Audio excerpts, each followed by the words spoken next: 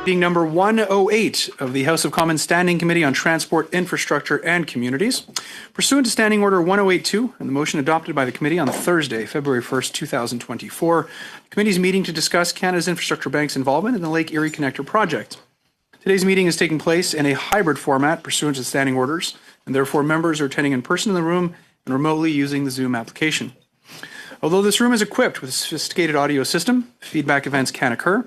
These can be extremely harmful to our interpreters and cause serious injuries. The most common cause of sound feedback is an earpiece worn too close to a microphone. We therefore ask all participants to exercise a high degree of caution when handling the earpieces, especially when your microphone or your neighbor's microphone is turned on. In order to prevent incidents and safeguard the hearing health of our interpreters, I invite participants to ensure that they speak into the microphone into which their headset is plugged, and to avoid manipulating the earbuds by placing them on the table away from the microphone when they are not in use. I'd like to now welcome our witnesses for today. First, from Next Era Energy Resources, we have Mr. Matt Palowski, Vice President. Welcome to you, sir. We have from Independent Electricity Systems Operator, Mr. Chuck Farmer, Chief Energy Transition Officer and Vice President, Planning, Conservation and Resource Adequacy by video conference. Welcome to you, sir. And Barbara Ellard, Director, Resource and System Adequacy by video conference as well. Welcome to you. For the second half, we will also be joined by the Honourable Lisa Raitt by video conference, and we will provide her with opening remarks opportunities at that time.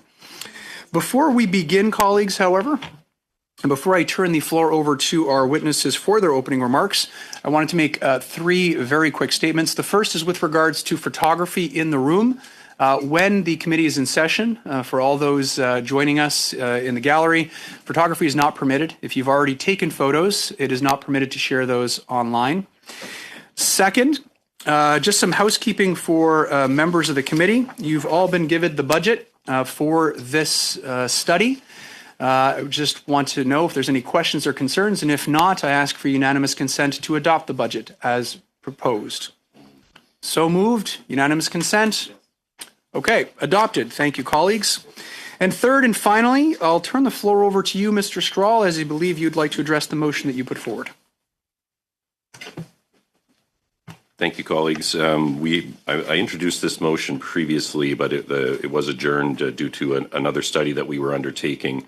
But we would like, as our next study, to pursue this motion on Lynx Air or airline competition in Canada. So I'll just read it again.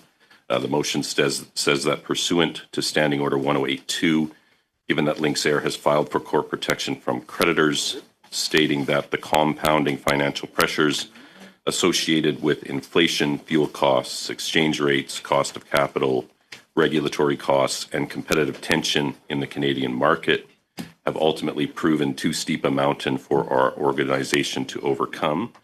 The committee invite the Minister of Transport, the Commissioner of the Competition Bureau, the National Airlines Council of Canada, and other witnesses the committee deems relevant to discuss the state of airline competition in Canada, and that the committee report its findings to the House. So this study, I'm hoping, if there's agreement, would immediately follow the completion of the Infrastructure Bank, these couple of meetings here.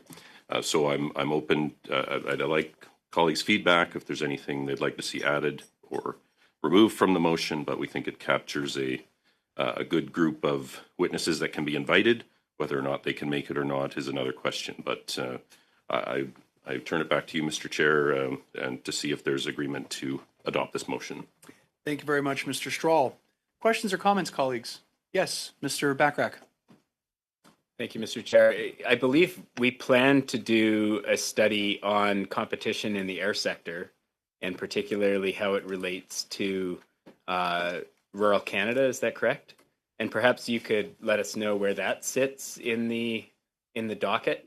I think there might be some overlap. Perhaps we could partition part of that study to deal with the Lynx Air issue specifically. But I'm very keen to get to the competition study and talk about the cost of air travel in Northern Canada, as it's relevant to the communities I represent.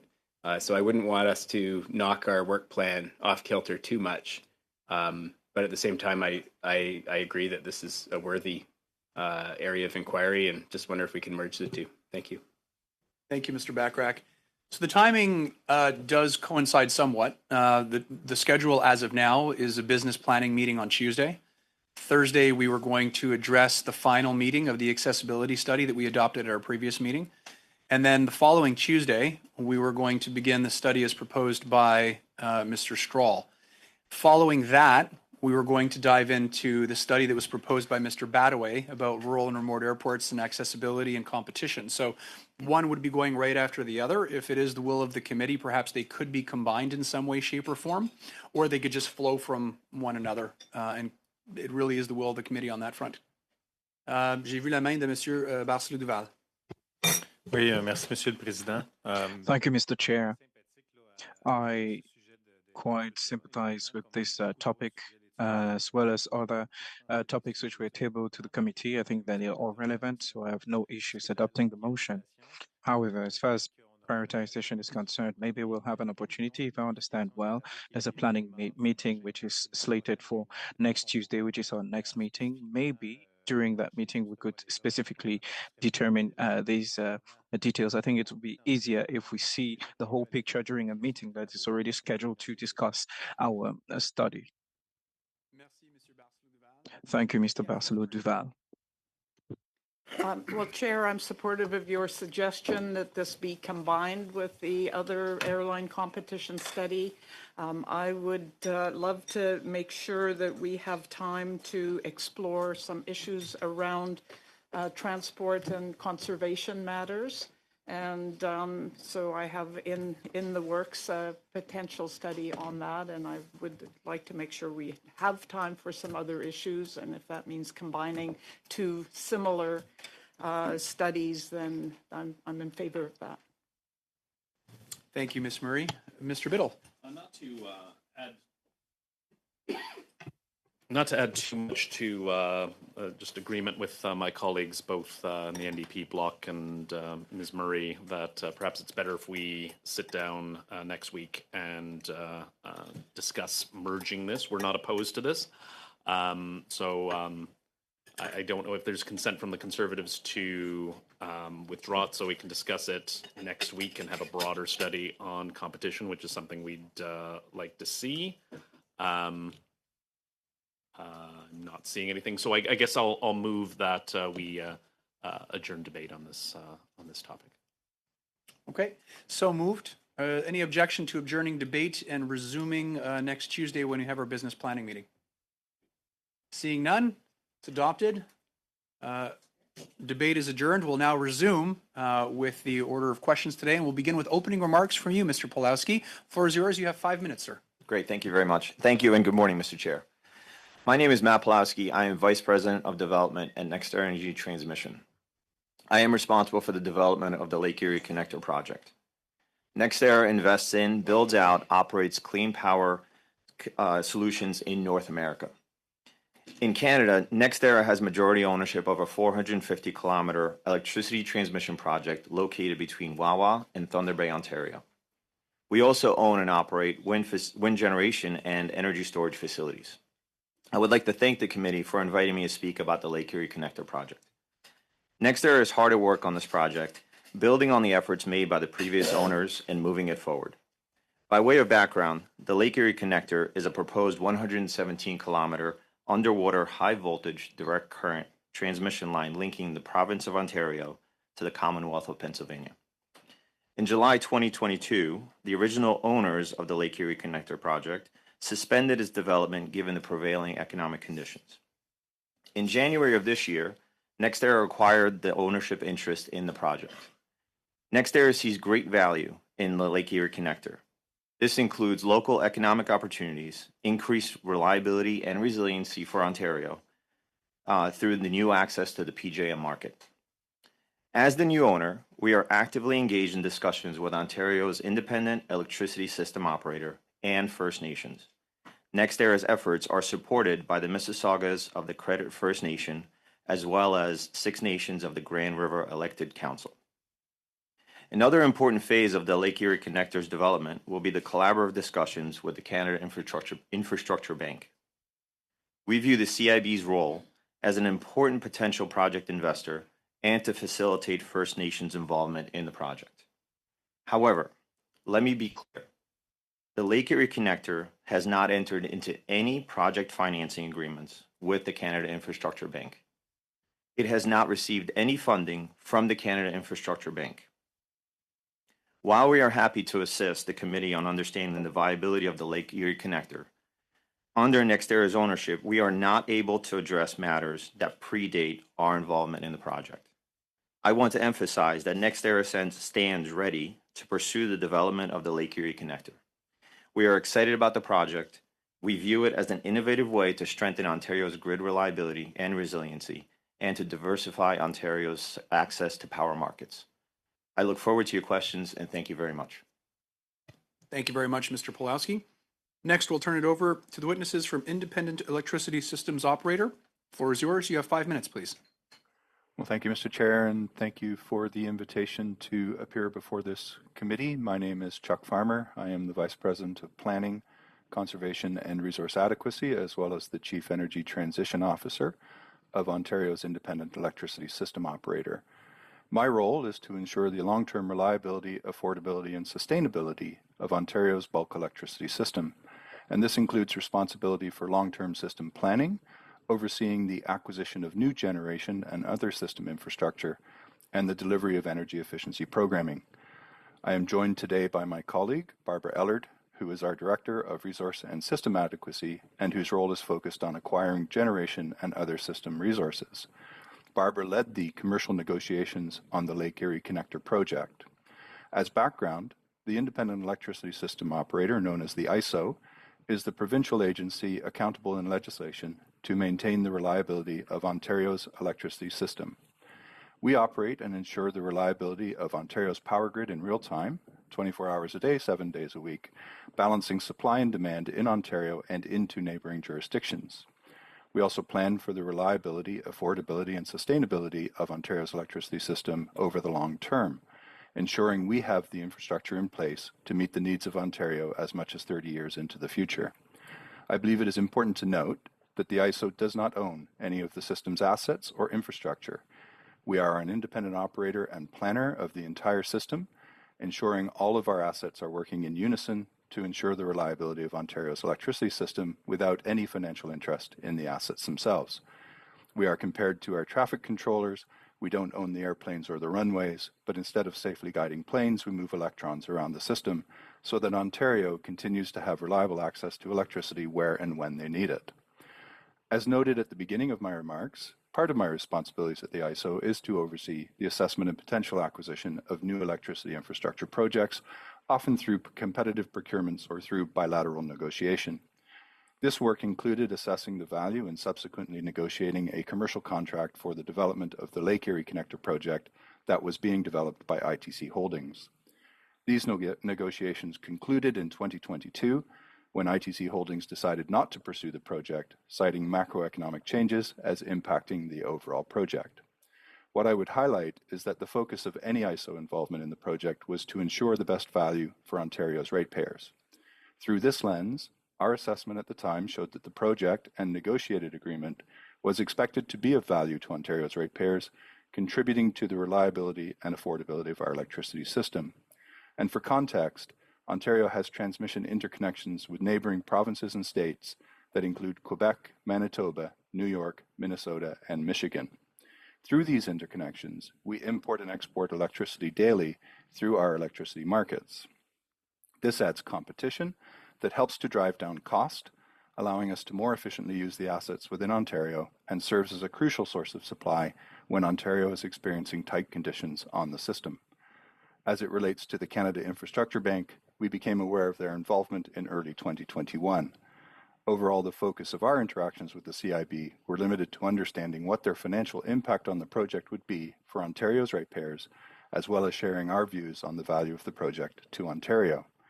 The ISO was not party to any agreements between CIB and ITC, and if the project had proceeded, our contractual relationship would have been only with ITC. With that, I thank you for providing me with the opportunity, and we look forward to answering questions. Thank you very much, Mr. Farmer.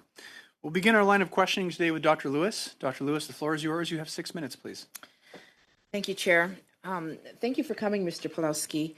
I understand that the Lake Erie Connector project has been suspended since the summer of 2022. How likely is it to go forward under NextEra?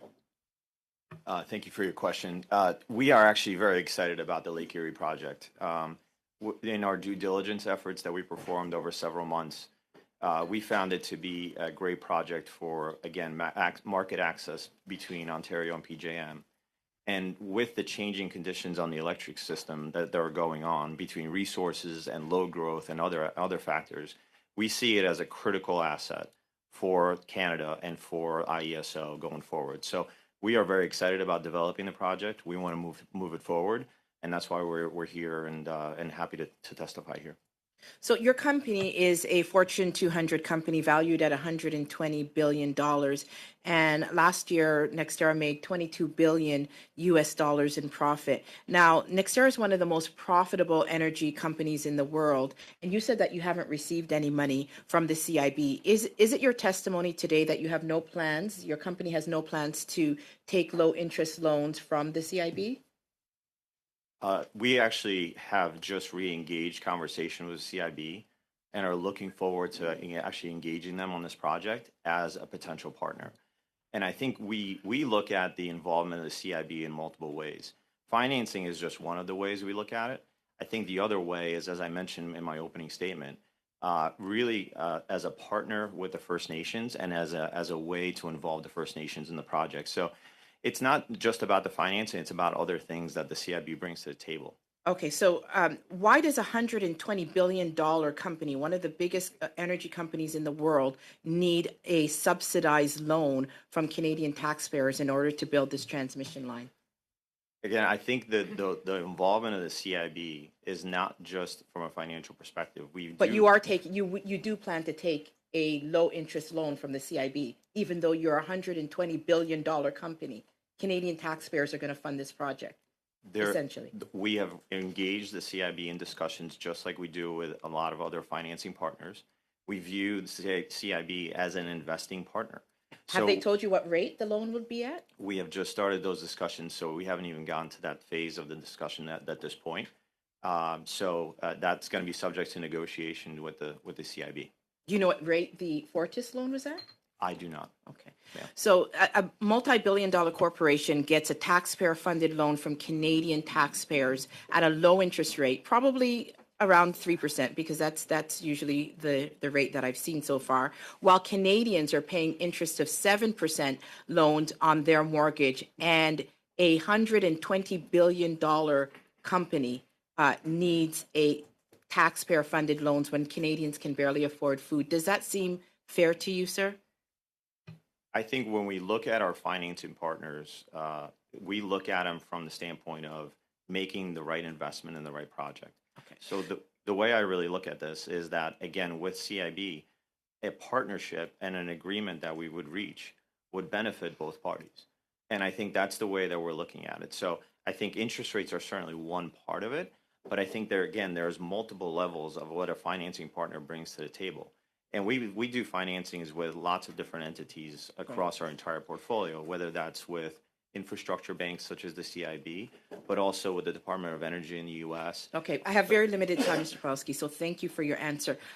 Your company seems to be involved in some legal disputes in the U.S. involving a fight over the hydropower electricity line that would have Hydro-Quebec supply clean electricity to New England. NextEra is opposing the deal. Why is NextEra opposing a deal that will benefit Quebec and Canada? I think we've been on the record about the reasons why we have opposition to that line. However, I will tell you that, one, I'm not involved in that project, but two, I really am here to really talk about the reliability and resiliency benefits of the Lake Erie Connector. Okay, so isn't it hypocritical that you are promoting the Lake Erie Connector project, but yet you're opposing the Hydro-Quebec New England deal that would bring money to Quebec and bring money to Canada? Is that because this is your competition? Not at all. I think every one of these transmission projects is a little bit different. When you look at, for example, the main project, it really relies on generation on one side going into the U.S. This Lake Erie Connector project is very different. It is truly a tie between Ontario and PJM, giving access to both regions and providing a critical link to prevent things like, for example, happened in Alberta a few weeks ago where there was significant brownouts. Transmission connections, resiliency connections is what the ISO needs in order to make their system as reliable as possible. And in order to This do is- that, you have to oppose the project that would benefit Quebec and also benefit Canadians. Doesn't it? It seems a little bit rich, sir, to Canadian taxpayers that your company is self-interested in promoting one project, but opposing another project that would benefit Canadians, and that your company, $120 billion company, needs Canadian taxpayer-funded money in order to get a project off the ground, the biggest energy company in the world. It seems very, very self-interested. What would you say about that? 15-second I really response, think that the aspects of this are the really important thing around the CIB is, again, not just focusing on just the financing, but focusing on the partnerships that the CIB relationship brings. And we will work with CIB just like we work with any other financing partner in order to move the project forward. Thank you, Mr. Pulaski. Next, we'll go to Mr. Rogers. Mr. Rogers, the floor is yours. 6 minutes, please. Thank you, Chair, and welcome to all of our witnesses today. Mr. Pulaski, I'll come to you for some questioning around this project and the concept of due diligence, because we've heard some commentary about money being spent to assess the value of this project and whether it's beneficial going forward, and all the arguments that came back about why would you spend money that the CIB spent, like up to $900,000, which represents a very tiny portion of a $645 million project, should it proceed. So I'll ask you this question. Do you think there's value in the work that was done, and will that be beneficial to your group moving forward? Yes, thank you very much. I absolutely do think that the efforts that the CIB did on due diligence will benefit the project going forward. If you look at this, we have lots of different partners that we work with. And if we were to start with a fresh partner, they would have to start their due diligence effort all from scratch. And I think that what we are looking at with CIB is that we are not starting from scratch. We are starting from a very different place. And yes, different system changes have taken place, economic changes have taken place, lots of other moving pieces. But at the same time, not starting from scratch is really important. So I do believe that there is a reuse for some of the due diligence that has taken place. I'm not really familiar with exactly what due diligence CIB has done, but I do feel very comfortable with saying that at least a portion of that could be redone and not started over again when we move the transaction forward.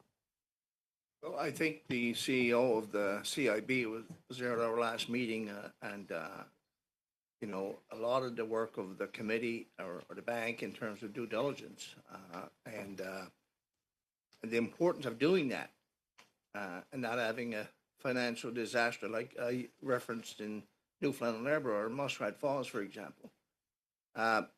Second question for you is, in your intention to develop the Lake Erie Connector project, you are seeking to collaborate with stakeholders, including regional grid operators, indigenous communities, and so on.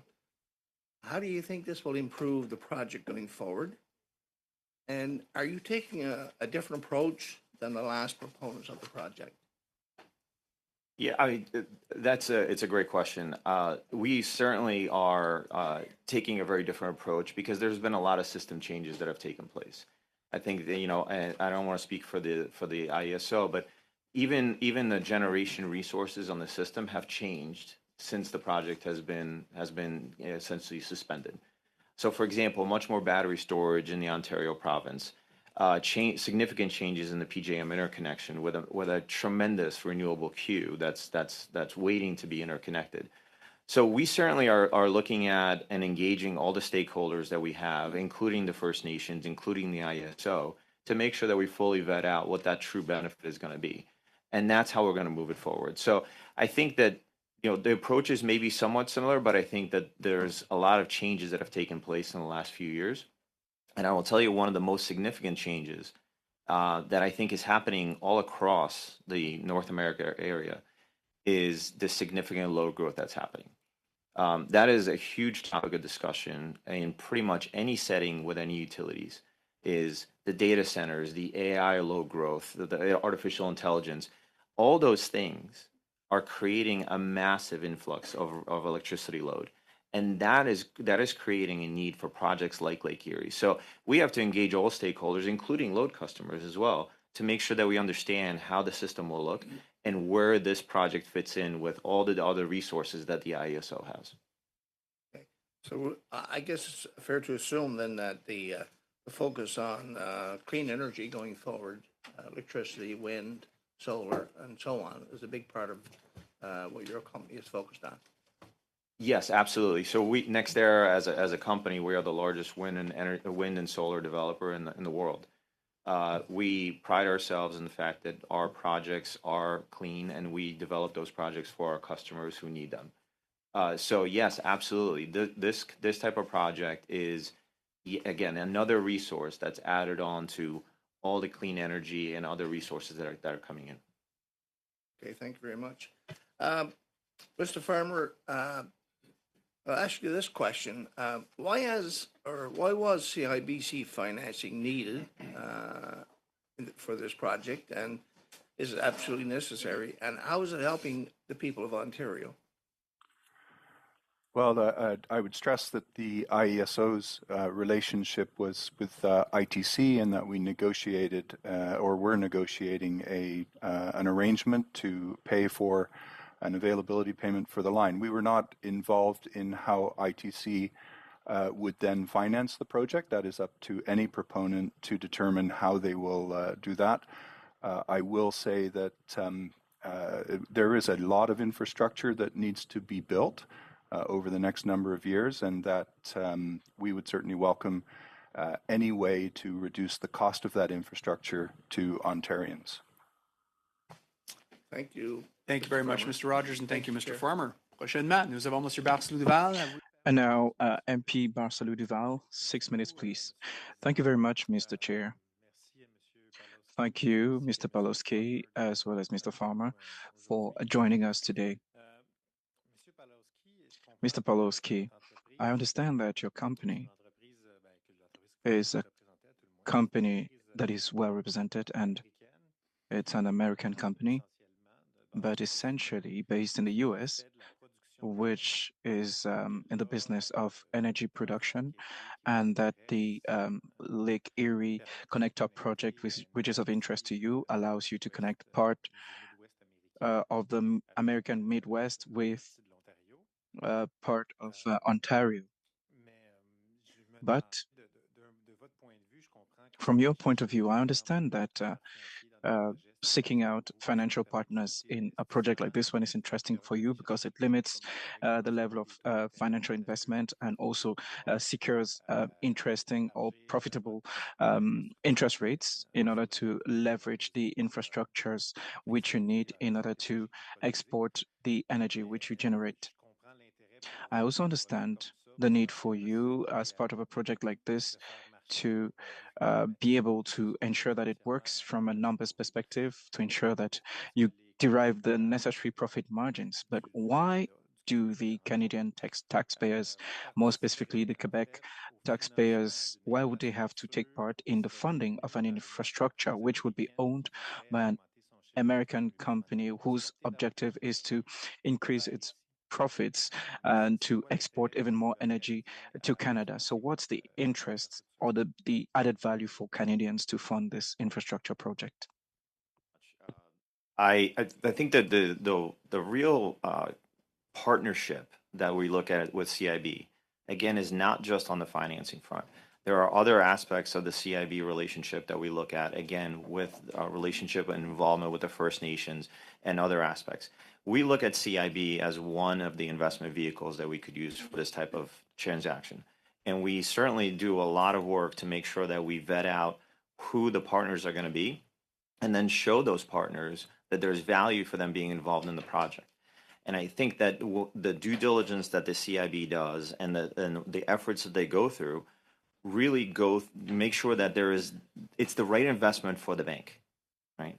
And just like any other investment that they would make, that it makes sense for them to be an investor in this project. But again, we look at it as a partnership, not just as a J'ai peut-être financing une vehicle. question qui est en même temps un peu un commentaire, mais j'aimerais. I mean, it was a comment at the same time, and I would like to hear on that.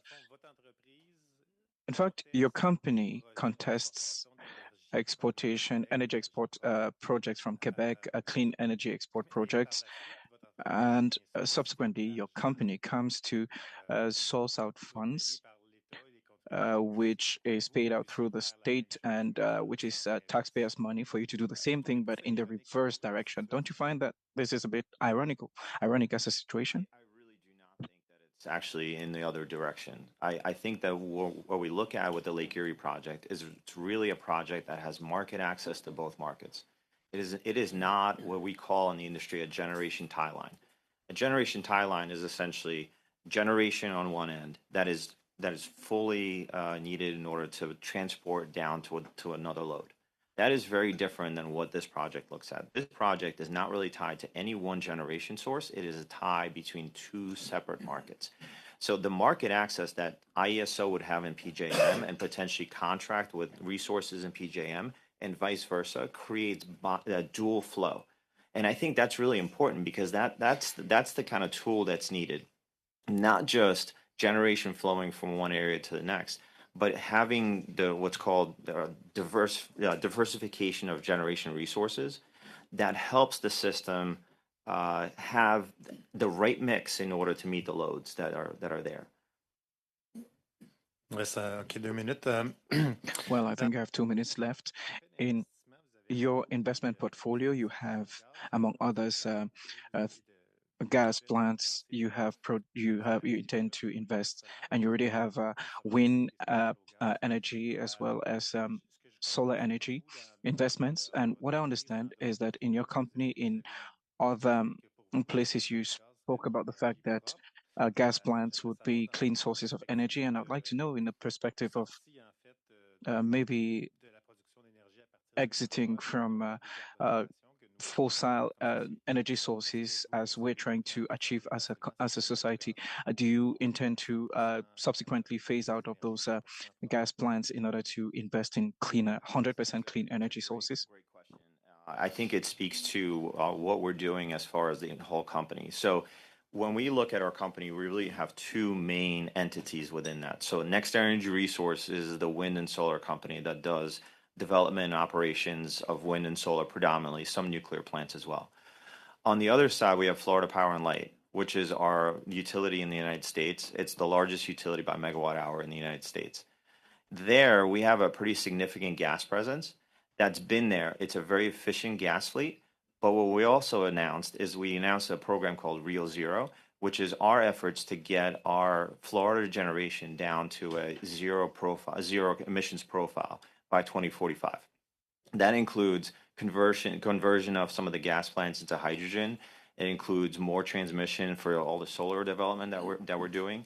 It also includes battery storage. We have one of the largest battery storage projects in Florida. Thank you very much, Mr. Pawlowski. Merci, Mr. Barcelou-Duval. Thank you, Mr. Barcelou-Duval. And thanks to our witnesses, Mr. Pawlowski, Mr. Farmer, for being with us. I was noting, and the conversation started to take a turn there at the end with my colleagues' questions towards the topic I wanted to discuss. In your opening remarks, neither of you gentlemen mentioned climate, greenhouse gases, or emissions. And the reason I raised that is because when you look at the CIB's communications around the original iteration of the project, that was the primary rationale in terms of the public good that they were seeking, was around greenhouse gas reductions and contribution to the climate plan, reducing emissions from Ontario's energy grid. And so, yeah, I'd like to drill down a little more on that because it looks like what we're looking at is a new iteration of this project. It's been very difficult for the committee to understand some of the assumptions that went into the modeling that resulted in this claim that somehow there was going to be a net emissions reduction from building this line. We heard about that at the last meeting. Perhaps the first question I'll ask Mr. Pawlowski, has NextEra conducted its own analysis of the greenhouse gas implications of the Lake Erie Connector, and what was the outcome of that analysis? So thank you for the question. We certainly engaged our own independent experts when we did our due diligence efforts. And yes, the project is going to lead to greenhouse emission reductions. And let me tell you why. The one significant way that it's going to do that is that it allows you to have market access to larger geographical generation sources. So when you look at, for example, what's happening in PJM and the PJM interconnection, there is a significant transition of that interconnection in all the generation sources from gas fleets and coal fleets and nuclear fleets into more renewable generation. Their entire interconnection queue basically is made up of renewable energy sources. What this project does is it allows for contracts to, for example, take place in the PJM interconnection and move that power, that clean power, across our line into Ontario, and vice versa. It also allows any access generation that Ontario would have to be transported to PJM. And that's where you have the gas emission reduction, but you also have the market arbitrage opportunities where you can take advantage of the differences in prices between Ontario and PJM. So it's both a greenhouse play, but it's also a market play to gain advantage for whichever party is selling. But there's a lot of assumptions built into that, right? Like, could it not be that if Ontario has a surplus of high emission electricity, that it's willing to sell at a low cost, that it could then dump that into PJM and essentially undermine some of the decarbonization goals of the states that are part of that market? That is certainly a scenario. But I'll tell you the other scenario. The other scenario is that instead of dispatching a gas plant in Ontario, the IESO can take advantage of a resource that's in PJM that's either already dispatched or clean or both, in order to not dispatch the plant in Ontario. And I think that's the better scenario of the optimization that can take place when you have access to different markets. And we asked some questions around this at the last meeting, but I'm wondering what your analysis tells you about the net flows and based on emissions reductions, this scenario of importing power from the U.S. to Ontario, as you've just described, seems like it would potentially produce the greatest emissions reduction. Over the next 20, 30 years, looking at what those different markets are doing, Ontario is bringing a massive amount of fossil gas generated power onto the grid.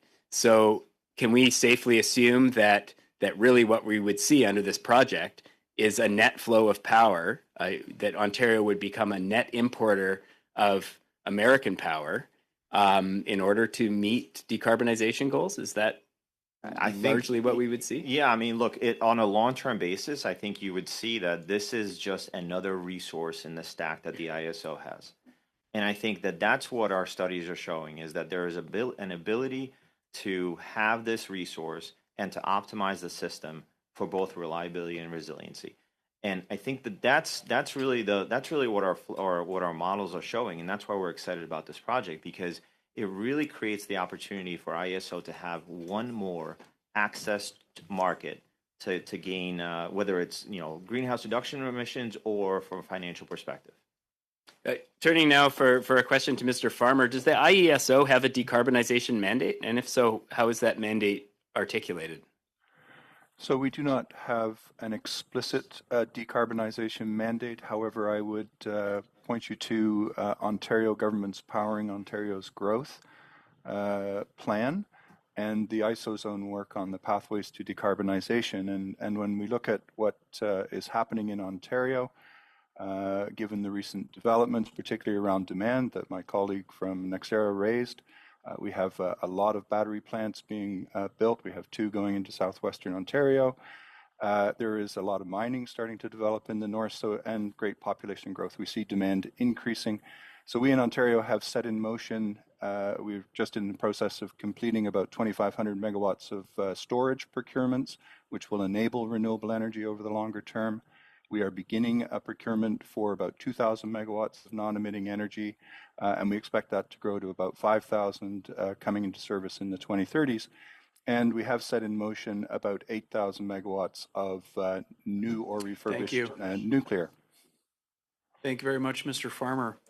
Before we begin the second round, I want to bring to the attention of honorable members that the Honorable Lisa Raitt has joined us and is now available for questions in the second round. Ms. Raitt, will you be providing opening remarks, or did you just want to jump into questioning? I'm happy to take any questions, Mr. Chair. I don't have any prepared remarks. Thanks. Thank you very much. So with that, I'll turn the floor over to Mr. Strahl. The floor is yours. 5 minutes, please. Thank you very much, Mr. Chair. And I note that Ms. Raitt is here, where the current minister, Minister Fraser, is not. I understand they were just talking to one another, so it's unfortunate that perhaps she could have invited him to jump on the Zoom there. Perhaps he didn't have a house-conforming headset, though. So we'll move on from that.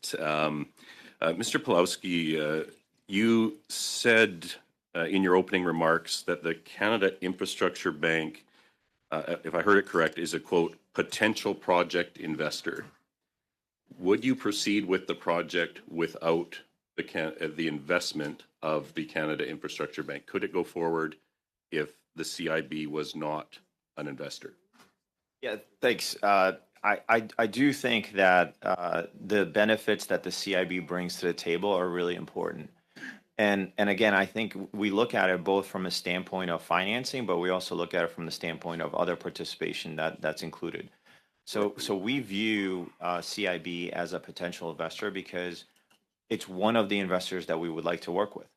And I think that as long as there's benefits that we provide to the CIB and through their due diligence efforts, they view this as a project that they want to invest in. I think that's where the benefit lies. So. But my question wasn't what was the benefit for the CIB.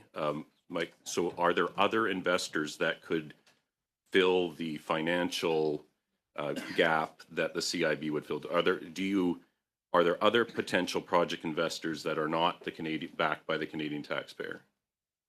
NextEra certainly has many different financing partners, whether they're the large banks that I'm sure you've heard of, or other kind of infrastructure plans or others.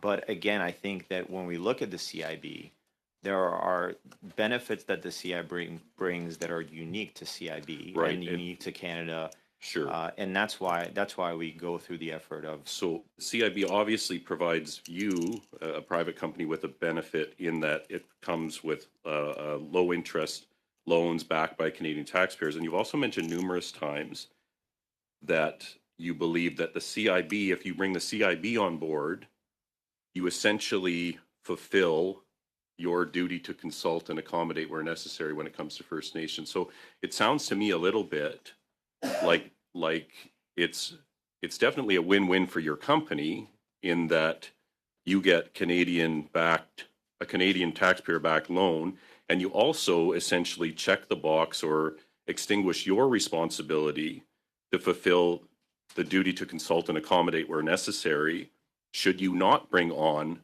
the Canadian Infrastructure Bank. If you don't bring on the Canadian Infrastructure Bank, are you not responsible then to fulfill your duty to consult and accommodate where necessary? So I realize it's a benefit to bring them on, but if you don't bring them on, doesn't that bring additional responsibilities to your company that you would have to fulfill? Look, it's a great point, and actually, I am actually very excited to tell you that we actually have received 2 letters of support from the First Nations for our CER application for the extension of the construction date on the project. And I think to answer your question, I think we're already doing that, and we will continue to do that. So it's not an and or, it's really and all the inclusive things that we need to do. So I think our work with the First Nations, we've started discussions with the First Nations, just like we're starting discussions with the CIB. And we will continue to do those because we view them both as a significant partner for the project. So when ITC Holdings or Fortis suspended their participation in the project, they indicated in their filings that macroeconomic conditions relating to rising inflation interest rates and foreign exchange impacted the viability of the project. This was in July 2022. Is it your company's belief that inflation, interest rates, and foreign exchange have improved since that time? Because we certainly haven't seen that underlying economic data in Canada. And in fact, we've just had the Bank of Canada choose to not reduce interest rates. Many of the banks here are warning about inflationary pressures brought about by the upcoming budget from this government. So why is it so different for you when it looks to me like the macroeconomic climate is the same or perhaps even worse? 15-second response, please. I'll give you the quick answer. There's been a lot of different changes on the system that our due diligence efforts have revealed that are beneficial to the project. So yes, I'm certainly not gonna argue that inflation has improved or supply chain has improved. We're certainly working through those issues, but at the same time, our own analysis and our experts' analysis have shown that this is a viable project that we want to move forward. Thank you very much, Mr. Pulaski. Prochainement, nous avons Monsieur Yacono. Monsieur Up Yacono. next, Mr. Yacono. Mr. Yacono, 5 minutes, please. Thank you, Mr. Chair. I'd like to thank the witnesses for their presence. I'd like to start with Mr. Farmer. With the CIBC involvement, how are we keeping the costs down for Canadians? A short answer, please. CIB, sorry. Well, I thank you for the question. And again, we have to build a lot of infrastructure in Ontario to meet the needs of Ontarians. And we welcome any involvement from any level of government that helps to manage that cost for Ontarians. I do want to stress in our assessments, we focus on the economic value of the line to ratepayers. We also look at things like the emissions profiles, but we are focused on the economic value. So we would not build the line at any cost, and I want to be clear about that. We need to understand what the value of the line is to Ontario's ratepayers, which will tell us what we would be willing to pay for it, and that would then form the negotiation that would take place between the proponent and the IESO. And so anything that helps the proponent to be in that cost range is going to be helpful for them. My next question will be for Honorable Lisa Raitt. Can you tell the committee about the importance of public-private partnership? And do you believe that public-private partnerships are one of the keys to solving the needed infrastructure across Canada? Thank you very much for the question, and I appreciate it. And I just want to make sure that you don't think CIBC is involved in that last question. It was the CIB, but you did get my attention, so thank you for that. Of course, when I was lucky enough to be a member of Parliament from 2008 to 2019 in opposition, one of the key programs that we had was P3 Canada, and P3 Canada was a really important way in which to ensure that for the really large projects that clearly needed to have some kind of government involvement for infrastructure, that there is a vessel for it to do. So P3 Canada got built many projects, and it was something that came out of Finance Canada. So yeah, the principle of having PPP projects, I think, makes a lot of sense. I know from the banking side that it certainly is helpful that for some of these projects you have to have it. But the question that is for the members for themselves is determining what is the method by which you actually do the funding. In the case of this Liberal government, you've chosen to go through the Canada Infrastructure Bank. The previous Conservative government went through P3 Canada. So the notion of it, I think, is something that makes a lot of sense. It's just the implementation and the execution of it that's very different. Thank you. And Mr. Pulaski, vous avez dit dans vos commentaires tout à l'heure que Mr. Pulaski, you mentioned in your comments that with CIB, it's not just the financial aspect that you're looking at, but that there are other underlying reasons. You mentioned this on a number of occasions. Could you further elaborate? What are the other reasons? What are the other criteria? Absolutely. I think, again, when we think about the CIB, I think it's involvement with the Canadian infrastructure, enabling the Canadian infrastructure. But I think it's also, as I mentioned, having the mechanism for First Nations involvement is very important. And going back to my previous answer, I think that when we look at the CIB, that enables an easier path to potentially First Nations to be involved in a project like this. So we will work together with both parties, but at the same time, the CIB brings that to us in I think in an easier way. So I think it's important for us to have that both relationship from a financing, but also from a local perspective. Engager les communautaires So, engaging communities as well as part of this project, how is this going to benefit the communities as well as Ontario? I think that's exactly what we're starting to go into discussions with. I think the previous owner potentially had some agreements that they had in place. We did not inherit those with our purchase, but that is exactly why we're starting the conversations and are very excited about the letters of support that we've gotten. And we will continue to have those discussions to determine what the right level of involvement is and what benefits we can provide to both the First Nations and also to other communities in Canada, including where we interconnect. Le travail déjà accompli par la BIC. The work that has already been accomplished by CIB, will it be integrated in your new project? Yes, absolutely. I think that the due diligence work that the CIB has done has a benefit to us. And I think that the benefit is, well, for my previous answer to MP Rogers, where we don't have to start from scratch in our due diligence efforts with the CIB. They already have some of the fundamental information there, and we can build on that information to determine whether the CIB investment is the right for us and also for the CIB and the Canadian taxpayer. Merci, Mr. Iacono. Thank you, Mr. Pulaski. Thank you, Mr. Iacono. We have Mr. Barcelou Duval. 2 minutes, please. Thank you, Mr. Chair. I have a question for you, Mr. Podolsky, regarding this project. Currently, the project wants to connect Midwest to Ontario, and it is practical in the sense that your current stakeholders to seek out funds is the Canada Infrastructure Bank, and they are different from the other partners you would have had if you had a project or if Lake Erie was on the Quebec territory. You would have had discussions with Hydro-Quebec, for instance, for a project of this nature. Now, do you think that if this project was on in the Quebec province, that Quebec would have been looking forward or been enthusiastic about discussing with you on a connector project?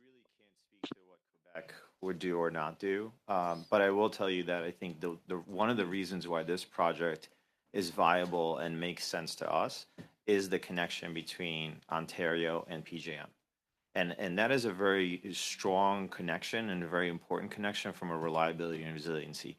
So, Quebec is a very different system. I know it's neighboring to Ontario, but at the same time, it is a connected system that has different criteria. So I think we look at it from IESO to PJM and looking at the economics of that and the reliability aspects of that, and that's why it makes sense to us.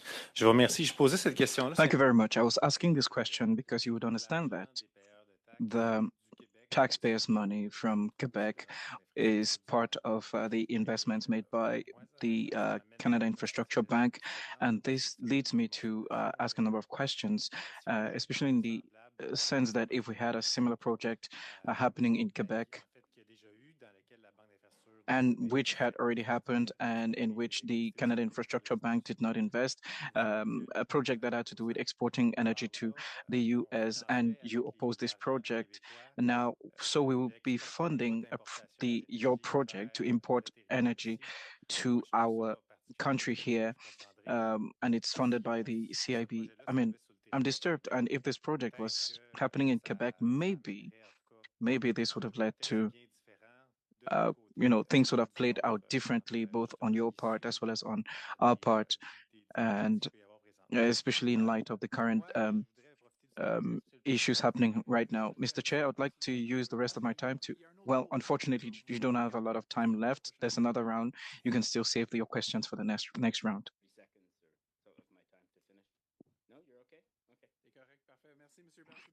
Thank you, Mr. Barcelou Duval. Mr. Farmer, at our last meeting, we were trying to understand some of the assumptions behind the modeling that helped the CIB arrive at the conclusion around greenhouse gas emissions reductions from the Lake Erie connector. And I understand they relied heavily on the ISO's modeling to reach that conclusion. they've provided the committee with their consulting company's summary report based on its review of your modeling. We've shown that to various independent experts, and they have a hard time making sense of it because the underlying assumptions aren't included in the summary report. They're in the model.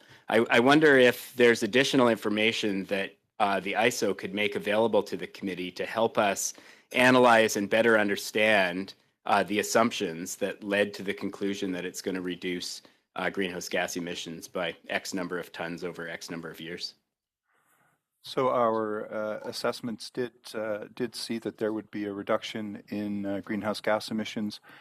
That modeling was based on our understanding of the system at the time, and those reductions can happen in a number of ways. For example, it allows Ontario to access renewable energy that exists within the PJM footprint. It allows PJM to access our clean energy that is available in Ontario with our strong nuclear and strong hydro base that we enjoy. It also sometimes allows, it might be a natural gas generator in Ontario, but it is displacing a less efficient or higher emitting resource in the PJM footprint, which leads to a net gain in the overall airshed that we share. In response to your question, I can certainly take away to see what we can provide to you, and it would be helpful to us if you could maybe share with us which details, maybe offline or whatever, which details would be helpful to the committee so that we can be sure we give you a fulsome answer. Yeah, just in regards to your last question, I think the area of interest was the net flow of electricity that the ISO projected in the near, mid, and long term based on these assumptions around greenhouse gas reductions. And we've dug into that a little bit.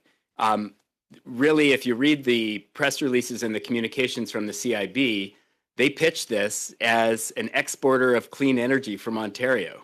There's very little reference in the documents about importing electricity from the United States. And yet when we dig in to the greenhouse gas implications, a lot of the benefits seem to be importing power from the PJM up to Ontario because they have pretty aggressive decarbonization goals in those states. So that's really what we're trying to get at, and any information you could provide in that regard would be very helpful. Certainly, Thank you. We will. Thank you, Mr. Farmer. You're going to have to provide that response, unfortunately, in Mr. Bachrach's next round. Thank you, sir. Next, we have Mr. Muse. Mr. Muse, the floor is yours. 5 minutes, please. Thank you, Mr. Chair, and thank you to the witnesses. At the last meeting, I asked the CEO of the CIB why it is that 18% of the operating expenses were spent on bonuses, but it actually is worse than that. So in the fiscal year 2022-23, $30.2 million were paid out in employee compensation, and of that, 8.1 million were bonuses. So that's 27%. And so I would ask, because certainly in my experience in the private sector, that is a level that is absolutely astronomical. And we're looking here at flagrant waste of taxpayer funds on a bank that has accomplished zero to few projects over 7 years. So let me ask NextEra, is that a level of bonus compensation that you think is justifiable? It works out to $65,000 for non-executive employees on average. I certainly can't comment on the CIB structure. I'm really not familiar with it. But I will tell you that I think, again, when we look at this project and we look at the involvement of the CIB and the due diligence efforts that they're doing, it is really important for them to understand what the true project looks like and what the investment return is on their side and whether it's an investment they should make. So you're not concerned with a partner that is spending an exorbitant amount of money on like 27% on bonuses? Yes, Mr. Biddle. I guess I let the first question go. This is nowhere in the range of relevancy of what we're studying, and not even a witness that has any direct information which he's testified to. It's absolutely relevant because we're looking at the waste of taxpayer funds, and I understand that the Liberals are not interested in transparency. They're interested in cover-up. That's certainly their pattern. So let me ask the same question, because the question was whether that was a justifiable level of bonus structure next year. So let me ask the same question of ISO, which is an employer Again, pays Mr. well. Chair, What, point is of that order. is that you think a justifiable level of compensation for bonuses? Yes, Mr. Biddle, point of order. These may have been valid questions for the infrastructure bank that were here the other day, and I believe the bonus questions were asked. The Conservatives wanted a lengthy study on the specific project of the Lake Erie Connector project, and now they're asking questions completely irrelevant, which seems to be a pattern. They were doing it yesterday. I was hoping they could get back to the actual project, or if they're out of questions, maybe they can just pass the floor on.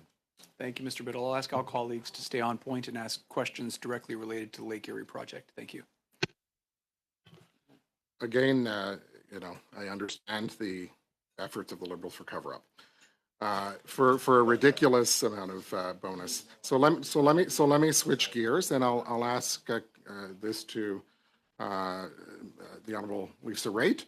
May I call you Lisa, as we know each other. When we look at the macroeconomic environment, and that's got to be an important consideration when we're looking at the costs of infrastructure projects that keep going up and up. The CEO of CIBC last week made a comment that in the upcoming budget, there needs to be an effort to pursue policies that will tame inflation. And you were part of a government that did an incredible job of keeping on the inflation target and managing spending and delivering infrastructure projects. So maybe you can make a comment on that. I can actually comment, MP Miz, on the question that you had just before with respect to bonuses. If you may recall, we dealt with major infrastructure projects in our government through the P3 Canada model, which was a Crown corporation. And within a Crown corporation, any kind of bonusing actually goes through the Prime Minister. So it's a really good way to ensure that you are accountable for the bonuses and that they're kept to a certain level. So I can understand the structure of the CIB, where they can grant their own bonuses without being tied back into the government and the taxpayers' will. That can be difficult to see without a question. And that's why I always preferred the P3 model and the Crown Corporation model when it came down to funding these infrastructure projects. To the second question, you raise a really good point, and you can see that the province of BC actually suffered from a downgrading of their credit worthiness by both Moody's and then a leveling off or a negative call from Standard & Poor. Or Standard & Poor was the reduce and then Moody's.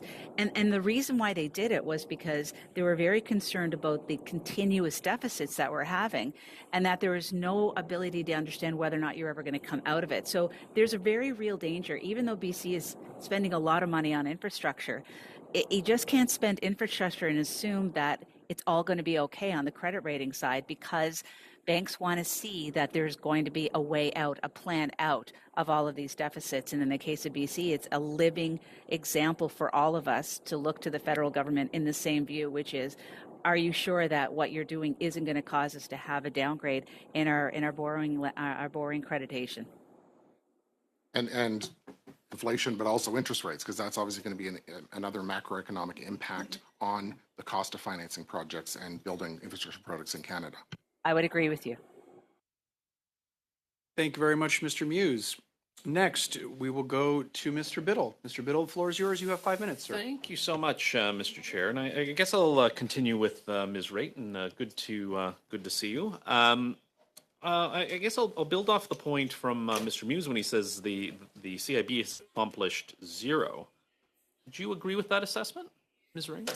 I haven't taken a look recently at what they have done or what they have not done. I know that the CIB has lots of activity with various banks here in Toronto.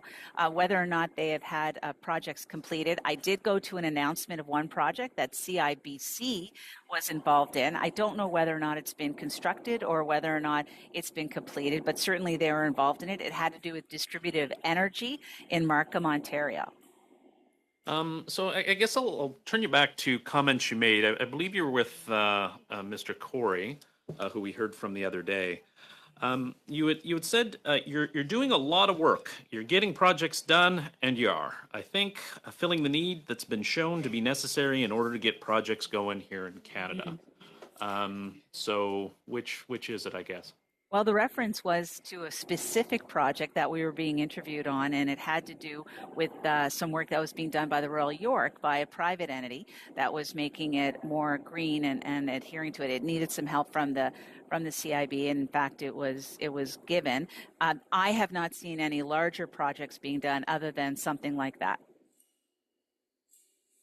I guess I won't belabor the point, but it's plural in terms of you're getting projects done. I think you're filling a need, and it's shown to be necessary, and to get those projects going here in Canada. And I guess just to make the point with respect to the bank has 56 infrastructure projects, including 53 that have reached financial close, 37 in active construction.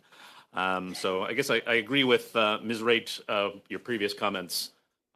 When you weren't at committee, which are different than they are today, but I'll move on. I guess my next question is to Mr. Farmer. We heard from Professor Winfield, excuse me, last time, questioning the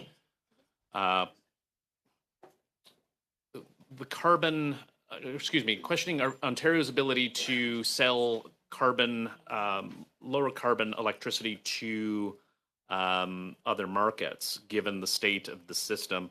I was wondering if you can comment on that question that was called by Professor Winfield. Yes, no, thank you for the question.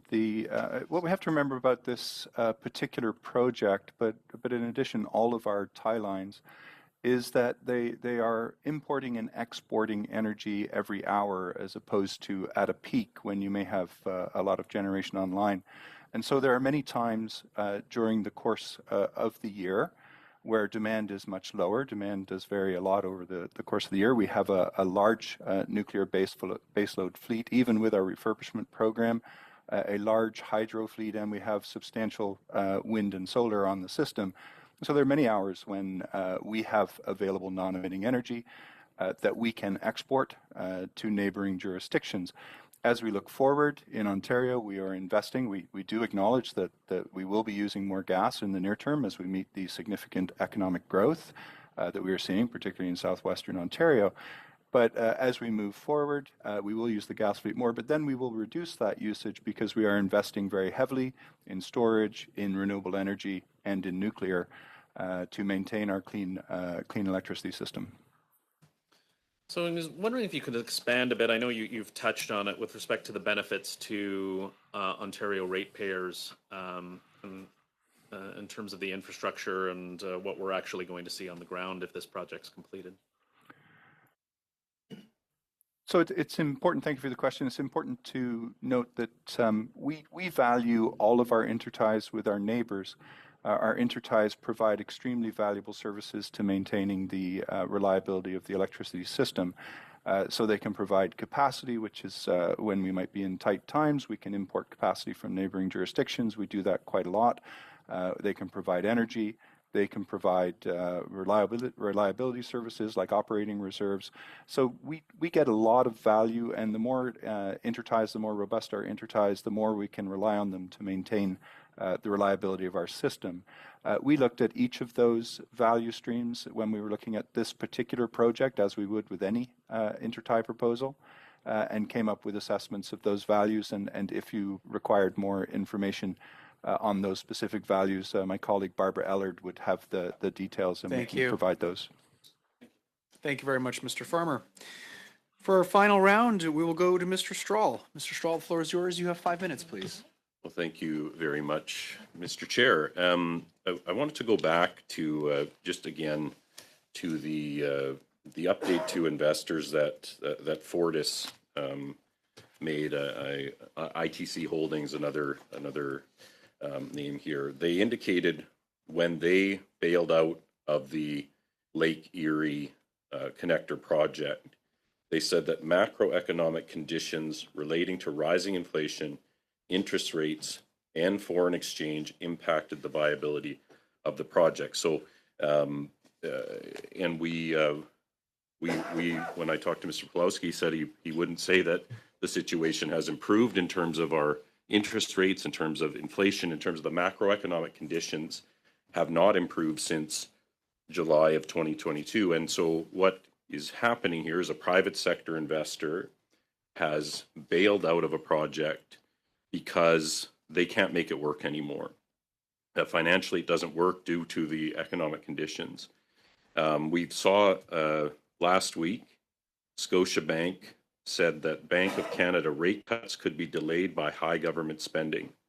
That was their CEO. And we saw yesterday the Bank of Canada did not reduce their prime lending rate, which means that Canadians did not get a break on their mortgages, lines of credit, loans, neither did small businesses. So these high economic pressures are continuing to fall on Canadian families, Canadian businesses, Canadian small businesses. Ms. Raitt, your CEO at CIBC said that last week that the Canadian government risks reigniting inflation with spending measures aimed at fixing an acute housing crisis. As Mr. Muse mentioned, you were a minister in a government that balanced the budget, that kept inflation under control, that made record investments in infrastructure. Maybe drawing both from your record in cabinet with a government that prioritized financial responsibility and your new role with CIBC, how important are the broad financial policies that lead to a macroeconomic environment that encourages investment rather than has investors heading for the exits? It's extremely important, Mr. Strahl. The reality is that investors are waiting to hear from the budget on a number of items. When you see a continuous stream of announcements from the government indicating all the spending that's going to be happening, one wonders, well, what is going to happen to the deficit? And secondly, will there be a tax increase? What I'm hearing very much so, is the fact there's a concern about an increase in a corporate tax. There's a concern about leveling even more taxes on individuals here in the country, because the reality is that on the other side of the ledger, if you continue to put up these massive deficits, it will catch the attention of the ratings agencies, and that having that kind of interaction with a government, a federal government creditworthiness is extremely detrimental to the ability for the country to borrow at a low cost. And as you know, from looking at the numbers, when we have interest costs that actually, I say we, I'm no longer in the government, I'm sorry, but when there are interest costs that exceed the line items of individual departments in the federal budget, you want to be very, very concerned, especially if it goes beyond what we spend, for example, on national defense. So yes, bankers look at this, investors look at this. Investors are also concerned with respect to whether or not there's any kind of, I would say, certainty from the government in terms of what is coming next. I mean, promises were made about the deficit level. You mentioned the BC NDP government getting a downgrade and a warning. What is the impact on their ability to then the rates that they have to pay? Does that impact the taxpayers in any way when those kind of warnings go out from ratings agencies, or when warnings are continuing to go out from the banking sector about our economic environment? It certainly could. I don't know how much time it would be between the actual rating depression and what happens in terms of the cost of capital, the cost of the borrowing for the deficits of the BC government. But at the end of the day, we all know that it's the taxpayers that end up paying. The interest payments that are made every year on the debt that a government accumulates is part of the overall budget of a province or of a federal government. And that budget is covered off by taxpayers and taxpayers' payments into revenue. Thank you very much, Ms. Raitt, and thank you, Mr. Strahl. Next, we have Ms. Koutrakis. The floor is yours. 5 minutes, please. Thank you, Mr. Chair, and welcome to all our witnesses, and thank you for being here with us. Ms. Raitt, I'm really happy to hear that you are now connected, and I'm sorry, I don't know what your role is with CIBC, but I'm a CIBC retiree, so thank you for your continuing service with that great organization.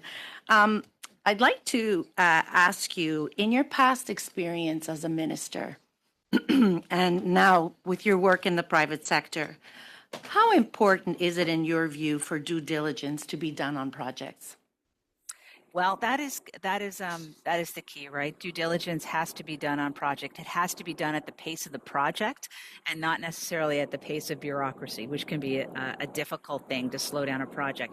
So it has to be done. There's no question about it. I guess what I would say is that, the government has made a choice that they're going to do their due diligence outside of the federal departments, and they're going to do it in a different way. And that comes with the cost that you see that has been illuminated through this process that you're currently studying.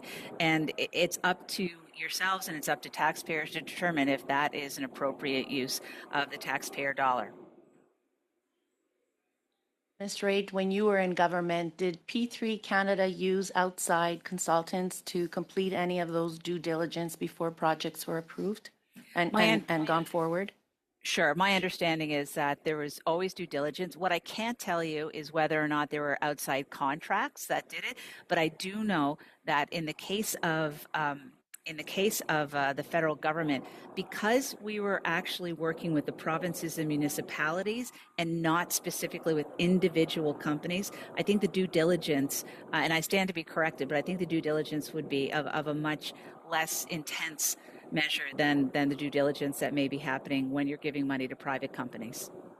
And do you recall, Ms. Raitt, if any projects where a due diligence, it had gone through the due diligence phase and it was canceled. Do you recall during your time in government if that ever happened, or even through your experience now in the private sector? So in private sector, yes, obviously deals will fall through. If the due diligence doesn't allow for the financing of the project to go ahead, for example, or if the project proponent doesn't want to continue. That's very normal in the private sector. I can't recall, I'm so sorry, on P3 because it was actually administered by Minister Flaherty. I didn't have that, and I really can't speak knowledgeably to it. Thank you. My next question is to Mr. Farmer. Can you talk about the environmental benefits that you found in your report of the Lake Erie Connector project? Thank you for the question. Yes, we found in our assessment of the project, and as has been discussed quite a bit today, that having a connection with the PJM footprint would provide economic and environmental benefit, particularly around emissions. That comes from Ontario at times being able to export emissions-free electricity and being able to import emissions-free electricity from PJM, who have a fairly large renewable energy presence as well. Also, and maybe not as appreciated, is we have gas generation in Ontario. It is an economic transaction between us, and as gas generators get less efficient, they become more expensive, and so a gas generator in Ontario that is dispatching and then energy is being exported would be displacing more higher emitting energy in PJM as well. So, Mr. Farmer, would you say that you continue to support this project going forward? And if the answer is yes, why? So I want to be clear that we support continuing to explore this project. We did support the project when it was put forward by ITC, and we did a lot of analysis, saw a benefit for ratepayers, and we did enter into negotiations. And when we negotiate on behalf of Ontario's ratepayers to get the best deal that we can. Conditions have changed. We very much value interties, and we look forward to working with the proponent to understand how this changing condition will affect the value of the line going forward. We have much more economic growth in Ontario than perhaps we would have anticipated in the past. We are committed to building nuclear and renewable energy in Ontario, which will enable us to export clean energy. So I see the argument, but I think we have to get into assessing the details and fully understanding yet again what the benefits are for ratepayers. Thank you, Ms. Koutrakis. Prochainement, nous avons M. Barcelou-Duval. À vous la parole. And now, Mr. Barcelou-Duval, 2.5 minutes, please. Thank you, Mr. Chair. During the last meeting, I tabled a motion which we discussed, and it fell through, and I was informed that today we could have different circumstances that may lead to the adoption of this motion, and I would like to present it as follows. Considering pursuant to the fact that the House adopted this motion and that the House acknowledges an assessment by the Firefighters Association, acknowledged that there were significant loopholes with regard to emergency interventions in major Canadian international airports, which put in peril the safety of travelers, and omitting to mention that firefighters have a duty, a rescue duty, and that they should be able to reach the furthest point in the runway without delay. And according to the House, they should ensure that aviation regulations take into consideration the rescue operations from the International Civil Aviation Agency, particularly by ensuring that firefighters have the ability to reach the site of fire incident and providing them with the necessary resources to do so, by indicating that firefighters have the duty and responsibility to rescue passengers. And also, we call on the Government of Canada, specifically the Department of Transport, to explain how they intend to follow up on the motion adopted by the House of Commons. So I think it's only normal that government should provide response to a motion adopted in the House of Commons. But I'd like the committee to make the request, and that obviously we should be able to deal with this quickly so that we can be able to conclude our work here today. Thank you, Mr. Barcelou Duval. I would like to turn it over to Mr. Stroll. I'll start with Mr. Stroll. Mr. Chair, and as I said at the last meeting, and as we kind of agreed at the beginning of this meeting, perhaps we also have a motion on the record to deal with airport firefighting. So perhaps we can find a way at our business meeting that is occurring on Tuesday to merge the two as well, and we can deal with it at that time. So I would move a motion to adjourn this debate. We have a motion on the floor to adjourn debate. All those in favor of adjourning debate? All those opposed? Oh, here we go. Okay. So discussion continues of the motion put forward, or the resolution put forward by Monsieur Barcelou Duval. Anyone else on the speakers list who would like to address this? Oui, Monsieur Barcelou Duval. Oui, ben, en fait, je Well, I don't understand Mr. Stroll's opposition, because his motion aims at ensuring, if I'm not mistaken, to ensure that we study this issue. And in my view, the motion I tabled here simply requests that there be a response to a motion that was adopted by the House. So I don't see any conflict or inconsistencies between both proposals. I think we can very well adopt this motion while at the same time ensuring that we take the necessary considerations for the motion tabled by Mr. Stroll. Thank you, Mr. Barcelou Duval. Mr. Backrack. Yeah, thank you, Mr. Chair. I support this motion. This is really about process and better understanding how the government received the voice of the House. But I do have a question about the substantive parts of the motion, specifically reference to major airports, because if I recall, when this was debated in the House, there were a lot of concerns raised about the ability of smaller airports to meet these requirements given their budget constraints. Certainly the communities I represent would be concerned about that, but the word major suggests that it would only apply to certain airports, and I wonder if Mr. Barcelou Duval or someone else could share with the committee which airports would be included in that list. Thank you, Mr. Stroll. Je vais tourner la parole à Monsieur Barcelou Duval. Thank you. I'll turn it over to Mr. Barcelou Duval. Thank you. My colleague is raising the question. The motion that was adopted for M96, I'm not the one who tabled it on December 13th at the House, but it specifies major Canadian airports, and in theory, small airports will not be affected by this motion. Thank you, Mr. Barcelou Duval. Mr. Stroll. I do not recall that motion M86 was limited to only major airports. It was not my recollection that was the motion. Now that might be what Mr. Barcelou Duval wants to have the transport department report on. But I guess perhaps we could have Mr. Hardy's motion circulated. I wasn't obviously prepared for this today, but I would be interested in that because, as Mr. Bachrach has correctly pointed out, the costs associated with this and perhaps we can bring this out in our airline competitiveness study, because this would result in increased costs for Canadian travelers, but it would also result in a massive increase in costs to airports like the Abbotsford International Airport, Kelowna International Airport.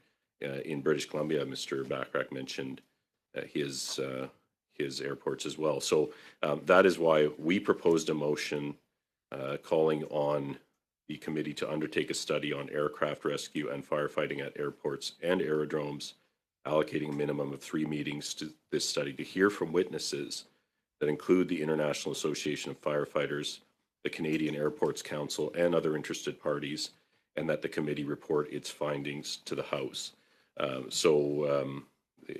We certainly believe that we should hear from those airports, the impacts that this would have on them.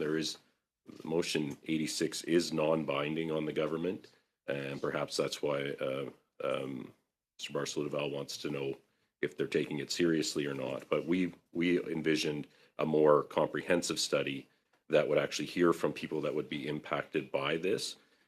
So that is the reason that we would support actually having more discussion on this, rather than simply reiterating what the minister already has this motion in his at his department, and we'll decide whether to agree with it or not. But we wanted to hear from the firefighters, the airports, and interested parties.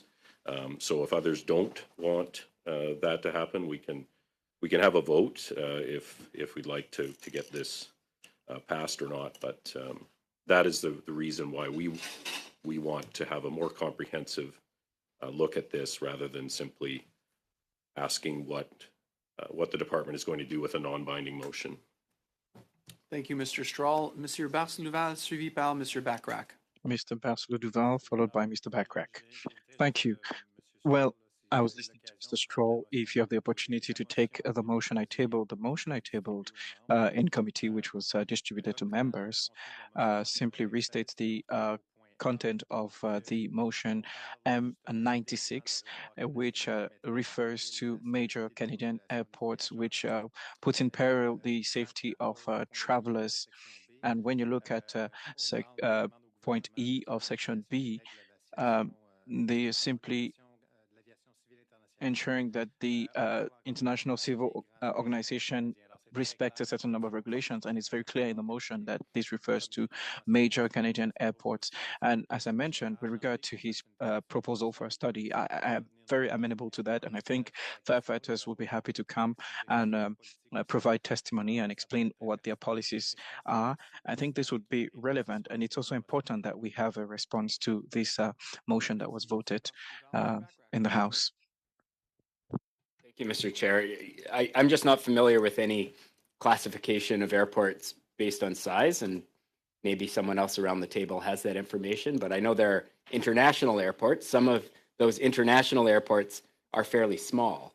My understanding is that what distinguishes them as being international is they have flights to other countries.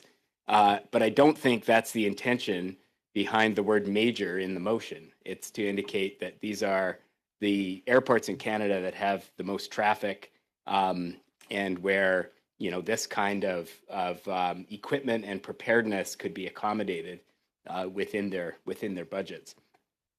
So I don't think it's totally germane to Mr. Barcelou-Duval's motion. I think we can vote on that separately, and perhaps in the government's response to his motion, they can articulate their understanding of what constitutes a major airport. But I won't amend it to ask for that. Thank you, Mr. We'll just keep our Bachrach. fingers crossed. Seeing no other debate on this, I will ask the clerk to recorded vote. Mr. Beater, favor. Monsieur Iacono, En faveur. Madame Koutrakis, Miss Murray, Oui. Mr. Rogers, Yes.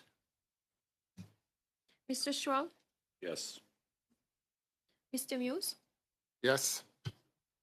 Dr. Lewis, Yes. Mr. Lewis, Yes. Monsieur Barsalou-Duval, Oui. Mr. Backrack, Yes. 11 yeas, 0 nays. The motion carries. Merci, Mr. Barcelona. Thank you, Mr. Barcelona. We will now carry on with questions. You still have the floor, 2.5 minutes. Well, since I took a lot of time from the committee, I will cede the rest of my time to the others. Floor over to you, Mr. Backrack, for 2.5 minutes of questioning, sir. All right. Thank you very much, Mr. Chair, and apologies to our witnesses for the slight diversion while we take care of some business. I'm interested in this idea of risk transfer because this is one of the big arguments for the CIB's role. And, you know, it's been argued by the government that it's important in both directions, that the CIB is important to de-risk public projects. So essentially take public infrastructure and flood in private capital to help build public infrastructure. So maybe that's not de-risking, but the flow of private capital would largely benefit the building of public infrastructure. It's also been argued that in the case of this project, it's essentially taking public capital and putting it into private infrastructure.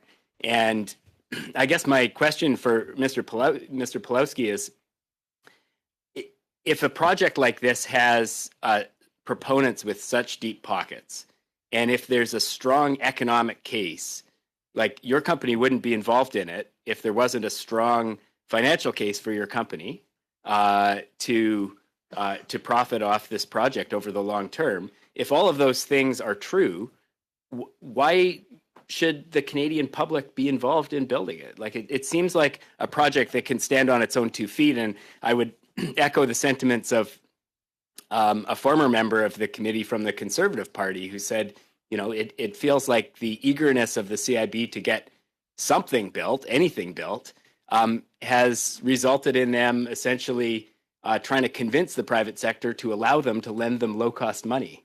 I guess what I'm failing to see is the real public benefit that would justify that.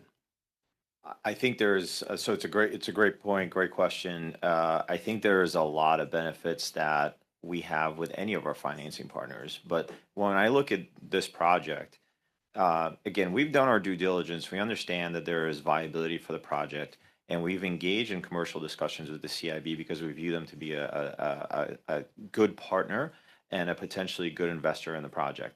I think that the efforts that they've gone through on their due diligence is their way of understanding, so to date, and will continue going forward, is their way of understanding, does this project work based on their investment criteria, which I can't speak to, but that is where the commercial engagement happens, and those conversations take place in order to figure out, is it the right investment for CIB? Is it the right investment for the Canadian taxpayer as a result of the CIB involvement? And if the answer is yes, then we proceed over to commercial arrangements. Mr. Pawlowski. Next, we have Dr. Lewis. Dr. Lewis, the floor is yours. 5 minutes, please. Mr. Pawlowski, you stated that you haven't seen the due diligence that was conducted by Fortis, but you are certain, you're comfortable that it will be useful, and I'm paraphrasing you. So is it your testimony here today that Canadians will not incur another $1 million in due diligence? I was not involved in the project when CIB was doing due diligence with the previous developer. I believe that there's going to be due diligence that's going to be needed to go forward, and I think that it speaks to my earlier comment that I think that the CIB and any other investor has to do their due diligence in order to understand what the right criteria for the project is. But they've already done it, so you're saying that there's more due diligence on top of the $1 million that they've already spent? I can't speak to what kind of due diligence the CIB will be requiring going forward. What I can tell you is we're going to bring forward the project to them, and enter into commercial negotiations when the time is right in order to figure out whether this project, Lake Erie Connector, which we're very excited about, is going to be the right investment for the CIB and other parties that are engaged. Okay, so you haven't determined that you haven't taken over the project yet, which is different than what we heard today. I don't believe I said that. We have taken over the project. We bought the project development rights to the general partnership for the project, and we are re-engaging with the CIB and all the parties in order to start the negotiations for commercial arrangements. Okay, so you testified today that you don't have the same agreement as Fortis. Am I to understand that you have a different agreement with CIB? We have just started negotiations with the CIB, and we've come to the table with them to truly understand what that commercial arrangement is going to be. We did not inherit any funding. We did not inherit any arrangements that they may or may not have had with the previous developer. Okay, so you're not picking up on anything that Fortis has done with respect to agreements that they had with CIB. You're starting afresh. Is that correct? What I'm specifically talking about is any kind of funding. So I've in my opening statement, I was very clear about the fact that we, as NextEra and the current owner of this project, have not received any funding from the CIB to date, which is the reason why we've engaged in conversations with CIB to determine what their financing arrangements would look like, and if we can reuse some of the due diligence efforts that they've previously done. That's my answer to MP Rogers' earlier question, that we don't have to start from scratch in order to get there.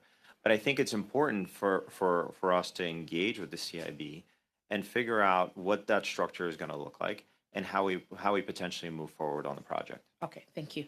Mr. Farmer, the next question is for you. As you know, the Lake Erie Connector project failed because of volatile economic conditions, including inflation, and that's what Fortis communicated about the decision to suspend the project. Now, Mr. Aaron Corey, the CEO of the CIB, in explaining why the project failed, stated every infrastructure project dies a few times before it really lives, unquote.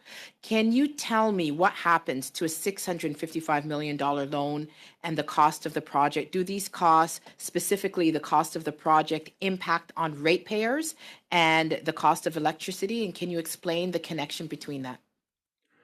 So when we enter into an arrangement with a proponent, whether they're building a renewable energy facility, a transmission line, other kind of generation, we do not pay them anything until the project comes into service. And so those would be sunk costs to the proponent because they would not have met the obligations that they would have under their contract with the IESO. And so, no, none of those costs would have been incurred by ratepayers. Okay, but the cost of the overall project, does that impact on the amount that ratepayers will pay in the end? Well, our assessment in looking at the cost of the project against the benefits that ratepayers would receive from having the project, its ability to arbitrage energy across two systems, its ability to support the growth in southwestern Ontario, its ability to help us meet our reliability needs, our adequacy goals. We assessed that the benefits were greater than the costs, provided we could negotiate the right terms on the contract, which we worked very hard to do. Okay, that's it. Thank you very much, Dr. Lewis. And to conclude our line of questioning today, I'll turn the floor over to Ms. Murray. Ms. Murray, the floor is yours. You have 5 minutes. Thank you very much. So it's been interesting talking about public benefits from infrastructure. Thank you for that. I have just a question on that for Ms. Raitt. And nice to see you, Lisa. It's been a few years. We were in Parliament together for a number of years. So we have been discussing the public benefits of infrastructure. You expressed concern about government infrastructure investments and potential on downgrading of credit rating, and you mentioned a particular province. But you've also acknowledged that CIB investments have benefits, and you particularly mentioned the Royal York project. So could you share some of the specific benefits of the Royal York project from a public interest perspective? I would say that there's a significant commercial, I would say, benefit to the project, and it's one where there was a conversion, or I don't know if it's completed yet, Ms. Murray, or if it's commenced, but the hotel in downtown Toronto, the Royal York Hotel, was going to undergo modifications and changes to its structure in order to become net zero. In fact, probably beyond net zero, and they felt that was a marketing gain for them. And of course, it was a gain in terms of reducing their carbon footprint, which goes into the overall goal of the government to be net zero by 2050. So those were the benefits that the CIB,